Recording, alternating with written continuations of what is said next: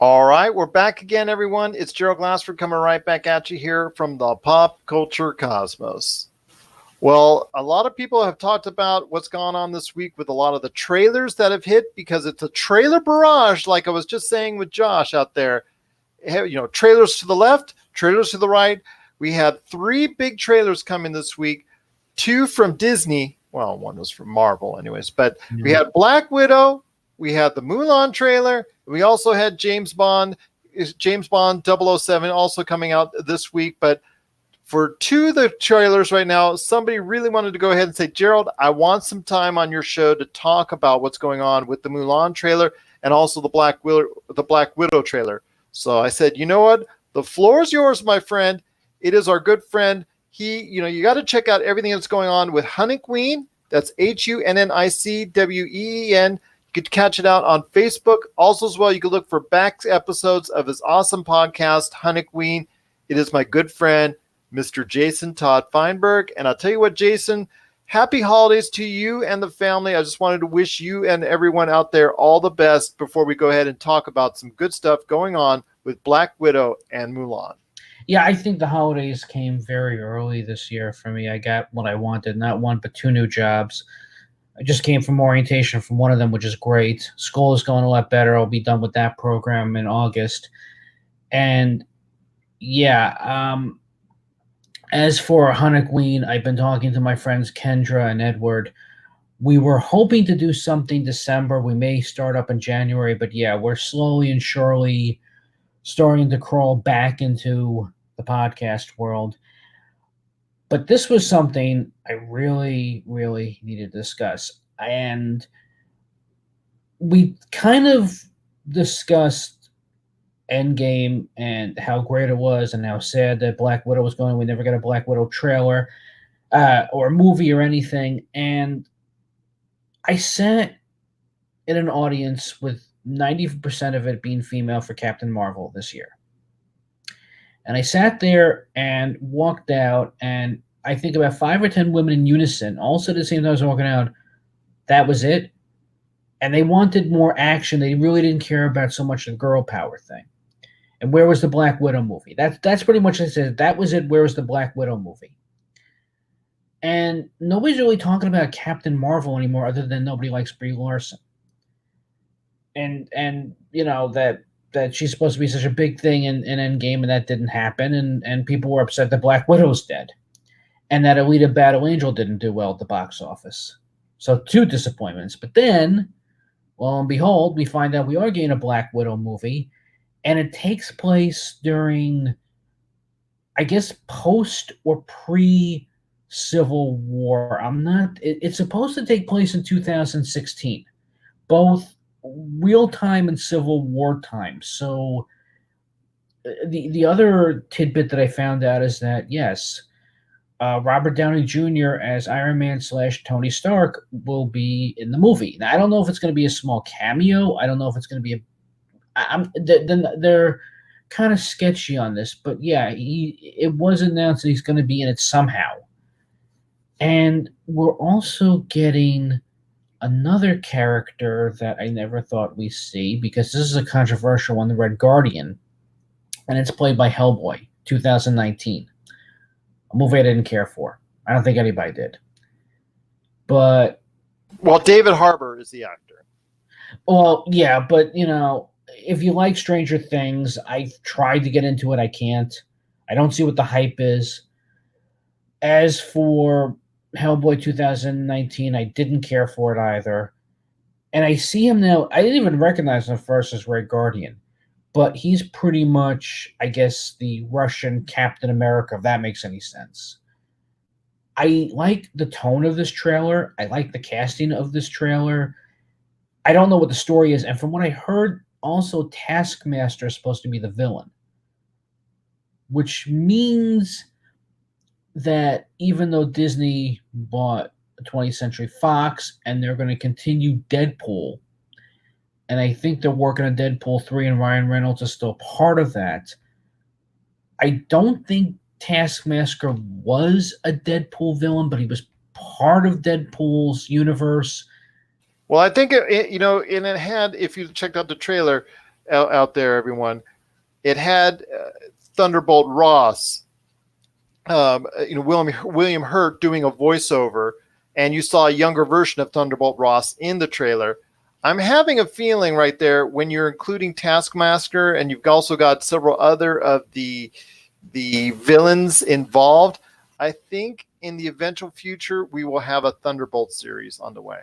I don't, and unless it is with our good old friend, the original General Thunderbolt Ross, the one from the 2003 Hulk, Sam Elliott. If Sam Elliott was Ross, I don't. But this is getting to a certain point where what they trying to do with Disney, where we're going to get the Boba Fett movie, but instead we got the Mandalorian. I'm not complaining, we got that, but I don't know if I want to see a Thunderbolt Ross series. I mean, the closest thing that we saw was him becoming Red Hulk in 2008 during the tie-in to the Incredible Hulk MCU movie, which didn't do well. I don't want to see a Ross series. I don't.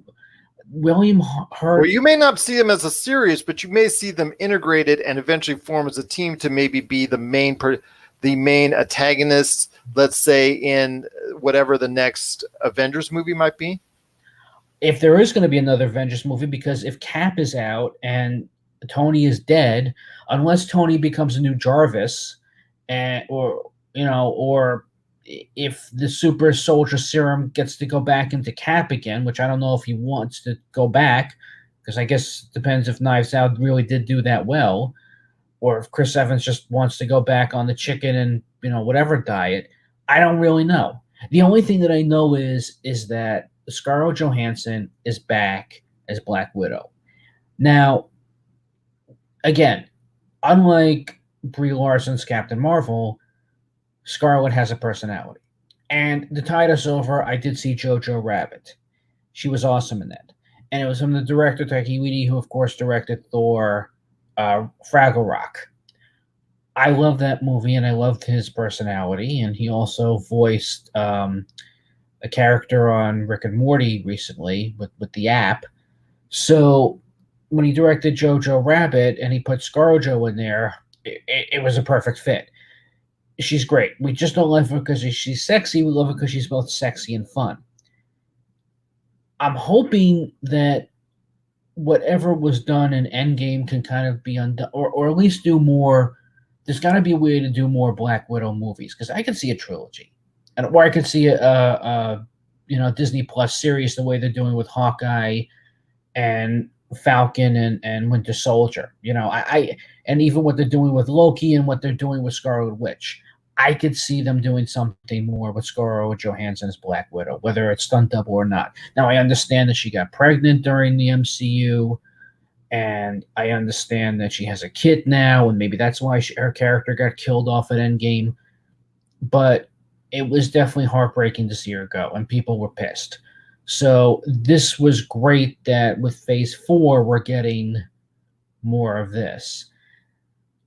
As for the other characters go, besides Red Guardian, I know that there's another I forget the actor's name and the character. It's familiar that plays. It's not her sister, but it's like a sister figure to her. That I know that they had this sword, this kind of like bloody knife, sword, and gunfight during the trailer. So I am impressed with the casting. What the plot is going to be, I don't know. I don't care. It's more Black Widow. The only thing that I thought of is that why she's called Black Widow, because I think Red Guardian was originally, I don't know if he was her husband or pretending that they ended up falling in love and then he died and she thought she killed him and she was a widow. I don't know if they're going to change the origin from Red Guardian from the comics into the movie, because Marvel is good at changing origins here or there. Try to, update it for the 21st century. So the origins are probably going to be different from his comic book take. But I'm excited for it. I don't know what's going to be next, because I think Marvel is pushing their mutant, that new mutant movie, because I think the New Mutants became a Disney property. I'm not too sure, and I heard there's like 50 reshoots. It's now pushed back until this April because first it was shelved, and then I'm not too sure. And they're working on X-Men, and they're working on Fantastic Four. So I'm not too sure what's next for the MCU after. I know they had a list, but at this point, I wasn't as interested as I was for the first 3 phases. I don't know how you can even top Endgame. I'm sure you could do another Avengers, but I think it's better just do Disney Plus. Kind of like what they did on Disney Extreme, or with the Squirrel Girl series. That little animated thing that didn't do too well. But I don't know what else they could really do. It's nice to see a Black Widow movie, don't get me wrong, but I don't know what else, Avenger-wise. I don't know how you can top what they did with the Gauntlet, unless you do Secret War, and if you bring in the Russo brothers, but I don't really know what other comic book adaptations they can even come up with at this point, and they're running out of steam with Star Wars because people are kind of like, I don't know if you've seen that trailer, the latest one, but people are like, rabble, rabble, rabble, and I still don't know what's going on with that.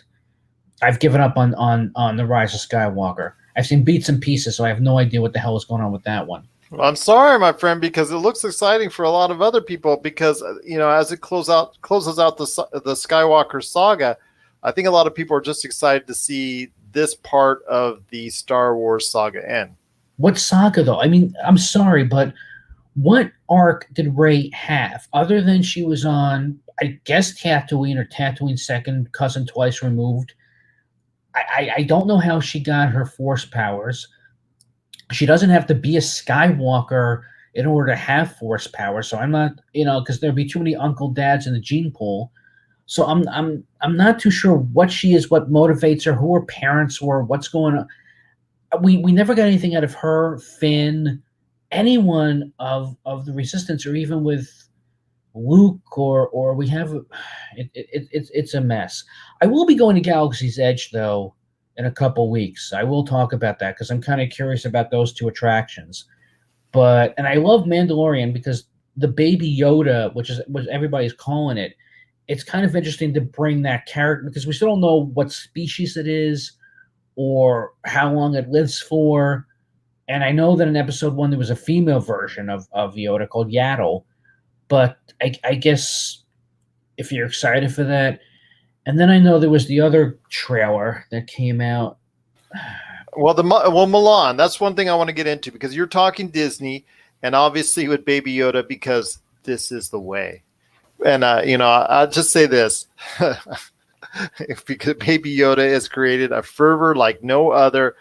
I'm just surprised that Disney, for once, was caught a little bit behind.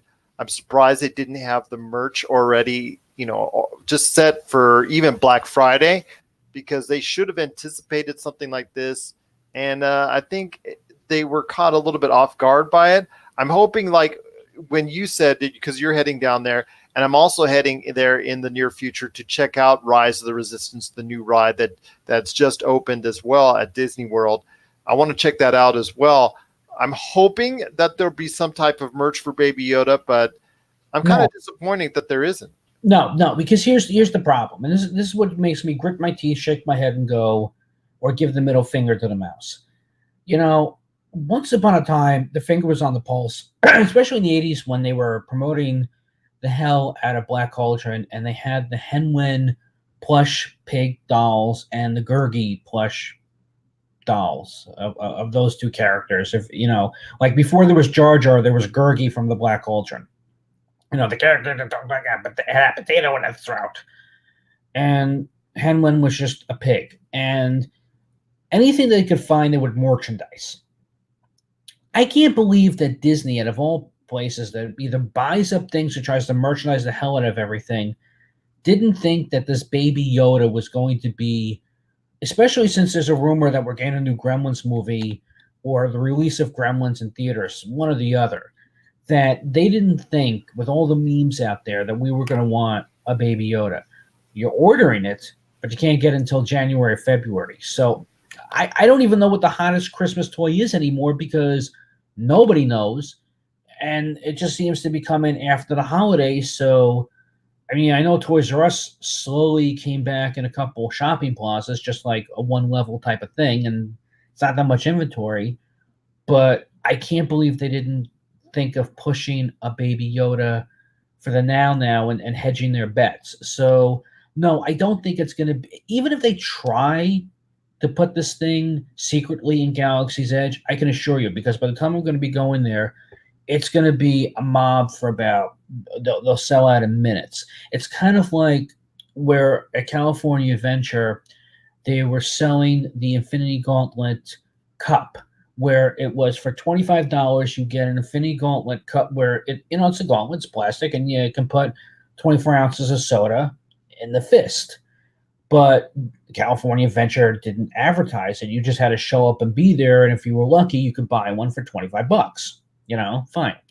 And it sold out quickly, and people found out about it, after people posted on Twitter and everything. So what did you expect was going to happen? They put it on eBay, and they were selling it for like $200 to $500. Now, I was able to get one when I was at California Adventure in March because, as luck and coincidence had it, there was another Infinity Gauntlet movie, Endgame.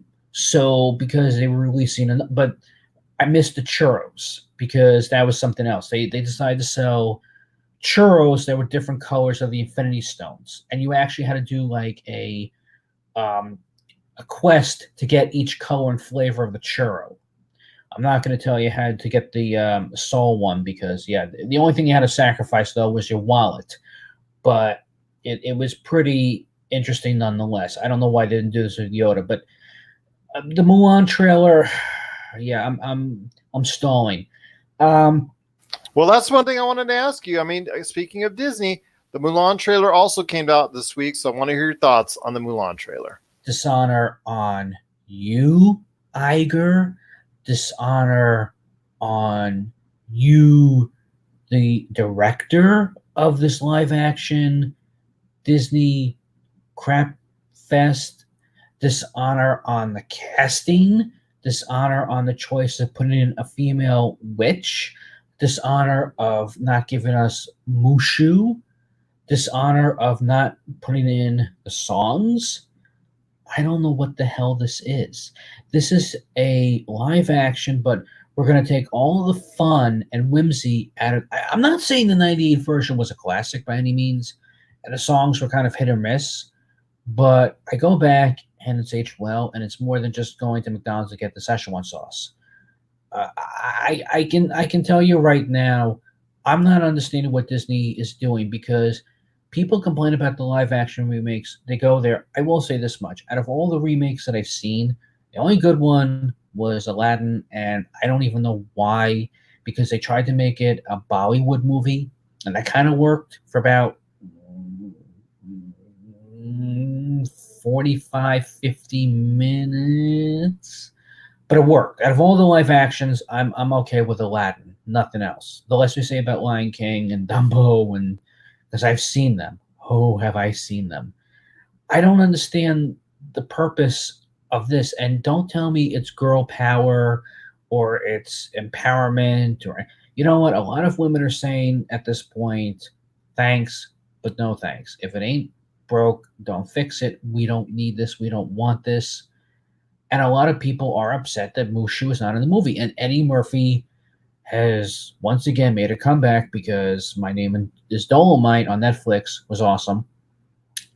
He hosted Saturday Night Live, or at least I believe he hosted. He's going to be hosting it, and out of nowhere, he decided to make a sequel to Coming to America. We didn't ask for it, but from what I'm seeing in the interviews, it looks really good. And he's bringing back all the original characters from Coming to America, especially Randy Watson.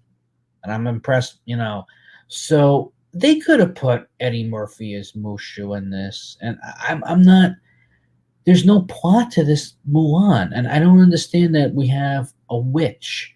So we don't put in the dragon or the ghost and the ancestors, but we put in a shape-shifting witch. And she has no personality. I don't know if you saw Maleficent. I didn't. And I don't know if you saw the sequel to Maleficent. I didn't. That I'll be honest. Out of the live action Disney remakes, I refuse to see Cinderella because I've seen so many versions of it. Beauty and the Beast, I tried watching, I couldn't. I just couldn't take it anymore. So the ones I've sat through have been Dumbo, Lion King, Lady and the Tramp, and what did I say, Aladdin? Yeah, I think the ones that came out this year, I've the 2019 live action Disney's I've sat there and yeah, yeah, this is like, I will say this much: it's worth owning Disney Plus, and I have the account. But yeah, no more of butchering the classic. I mean, I just want to say real quickly about Lady and the Tramp, if you can, go watch the Cinema Snobs review his cat Lloyd reviews Lady and the Tramp, and he's upset as well. Is that they have the cats, but they're not Siamese anymore. They're now from the ghetto, literally, and they try to rap, and it doesn't work. I have heard rumors they're going to try to remake Aristocats. I don't see that working. Great Mouse Detective, Black Cauldron. No joke. This is what they're working on. They're butchering every single. I can't even imagine what they're going to do with Great Mouse Detective. Are they going to have Bill Hader do Radigan? Because I know he can do a Vincent Price voice, but why do we need it? I'd rather see. Listen, one has nothing to do with the other, and Warner Brothers is actually playing an interesting game of put up or shut up. But they have Green Eggs and Ham on Netflix, and it's 2D animation, and I got to be honest with you, I didn't think it would work, but it does, because I couldn't understand why they wanted to take a Dr. Seuss book and make it into a 13-episode TV show. But if they could do that with Green Eggs and Ham, I don't understand why Disney can't do that with Great Mouse. If they to continue the story, if they have these streaming services now, I'm not quite understanding it. This is just, it's abominable. They're not even. It's kind of like when they wanted to do those direct to DVD home video sequels that nobody cared for. And I don't know if you saw the live action or whatever the hell that was, that Little Mermaid thing. Okay, this is what they did. You ready? The thing on ABC, not what they're doing in the future with I guess Melissa McCarthy playing Ursula. No, with Queen Latifah. They showed you the movie, but when they got to the songs, the screen would come up and they would have the actors singing the songs. That was it. Now you could argue with what they did with NBC with a live version of Grease, and I forget what else they did live. I think oh God, if you give me a minute, I know what they've done live, but at least they did the entire show. They didn't just show a movie and then go bam, we're gonna have the actors sing. Let's see, I think they did Grease. I think they did Hairspray. And what else did they do? Grease, Hairspray, and I can't remember at this point. No, Fox, I think, did Grease live. But the point is that when NBC and Fox did live shows, they would play them straight. They just wouldn't go, okay, we'll talk for 20 minutes and then have the actors go out and do the songs. It makes zero sense. So at this point, I think Disney is either this is a tax write-off or they're just running out of ideas, which is a shame.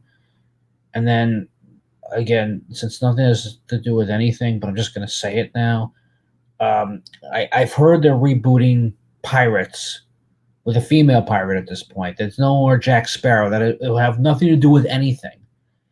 And it's going to be very woke, like everything else now. And it just, I don't even know who the casting is going to be, but this just looks like crap. Other than that, I don't know what else is really coming out this. I haven't seen Frozen 2. I like the first one, but I heard that this one wasn't, as charming as the first movie. I guess they were trying to give Elsa a reason why she had her powers or something. I'm not too sure, but people were saying like thanks, but no. It's kind of like the Wreck-It Ralph sequel. That's like we have nothing. we're just going to make things woke, and that's pretty much it. But what else is playing this year? I don't know. I mean, I don't know really.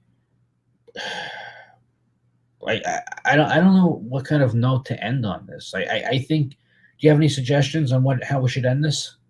Well, we'll end it this way, my friend. It's great to have you on the show and part of the program today. Once again, it's my good friend Jason Todd Fineburgh from Hunting Queen. You got to check out all that he's doing today at Hunting Queen on Facebook. Also, as well, hopefully in the new year, some more podcasts on the way from the Hunting Queen, and also check out his old podcast as well.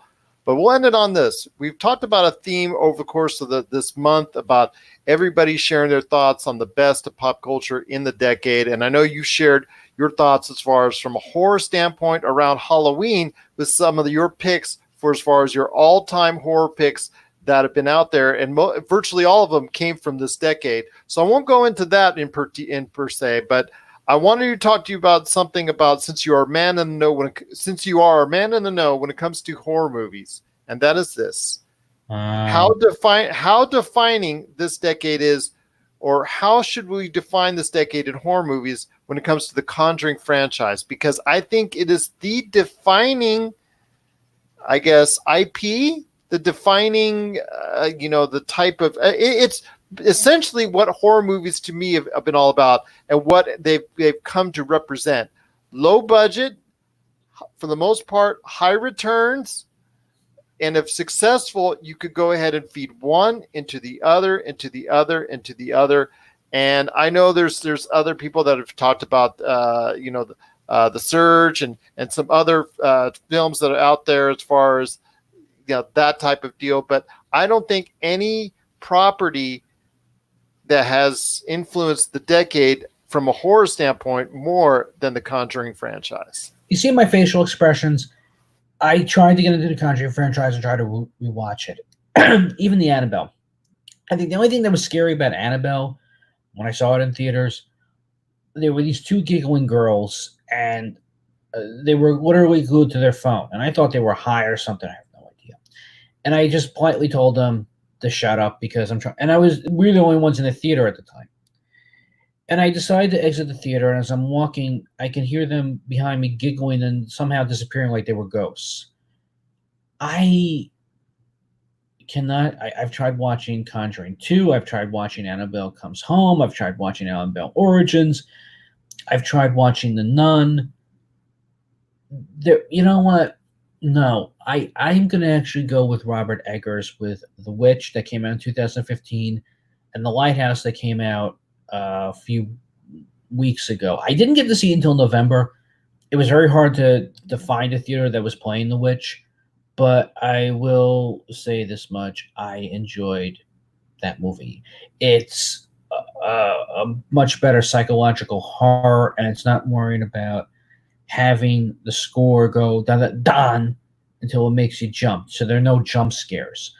It's elevated horror. It takes its time, I agree, but I would invest my time and money more into whatever Eggers is giving me with his universe, with Satanism, superstition, witches, and Greek culture, and him just being a history buff and really putting a lot of effort into how his characters talk in the 16th century and the early 19th century. It's just more love and effort being put into those films than anything I can see in the Conjuring universe, just to go there and go, oh, look, there's a doll, and let's just have 2 hours of jump scares, which just bored the hell out of me, and convoluted plots. And the third Conjuring movie, which I think is supposed to be the last one, is going to deal with someone who thinks he's a werewolf. I don't even know how the hell that's going to work. So, no, I would say the Conjuring universe is going to implode, but Eggers' universe is definitely going to be all that it's cracked up to be. And you can have that one for free. All right, it's my good friend Jason Todd Fineburgh. You can check out everything that he's doing today at Hunting Queen. Well, it's been awesome again to have you share your opinions on the show. I cannot thank you enough for taking the time to doing so. I'm hoping for you, my friend, that not only this holiday season will be a great one for you, but the next decade as well. I can't wait to have you a great part as far as for going forward for all of our shows, and just cannot thank you enough for hanging on. Any last thoughts on the way out? Yeah, I really have hopes for Disney Plus. I really think you should invest in it because what they're not telling you, and you really have to do the research, or you just have to go down the rabbit hole, so to speak, for Disney Plus, because I didn't realize what they were going to put in this library about what contracts were or weren't going to expire. You know, so the fact that we're getting the Disney Afternoon with the original Gummy Bears and Gargoyles and all the Darkwing Ducks and all the DuckTales and the new DuckTales, and I know we're not going to get Song of the South, but I can tell you right now, you can get that legally from United Kingdom and play it here on your DVD player if you have a PlayStation 4 player. You're not missing much of Song of the South. You really aren't. And it did come out in the 80s for a while to promote Splash Mountain. I can tell you right now, you really, it's not one of Disney's best regardless. And one day everybody talks about it, so maybe I will as well. But Disney Plus is definitely worth both your money and time. It's amazing what you can find on that service. I know there's a lot of streaming services out there, but for Jeff Goldblum on National Geographic, The Mandalorian, the Disney Afternoon alone, I know, well, actually it should be plural, but the point being is that, yeah, I know this is not without its controversy right now. Disney's been very controversial. Happy with it. As for what they're doing with the MCU, I guess time will tell. And I know Spider-Man's back in the MCU somewhat, so I'm kind of curious what they're going to do next. So I hope it's better than the last two MCU Spider-Man films. But we got J.J. Jameson back, and so J.K. Simmons. So that's a plus, right? I think so because he's a great character, and I just truly can't wait to see what happens for as far as the Spider-Verse with his involvement and also going forward in the Marvel Cinematic Universe. My friend, it's been great having you on the show once again. Cannot thank you enough for being a part of it, and looking forward to some great episodes ahead with you coming up here in the next decade right here at the Pop Culture Cosmos.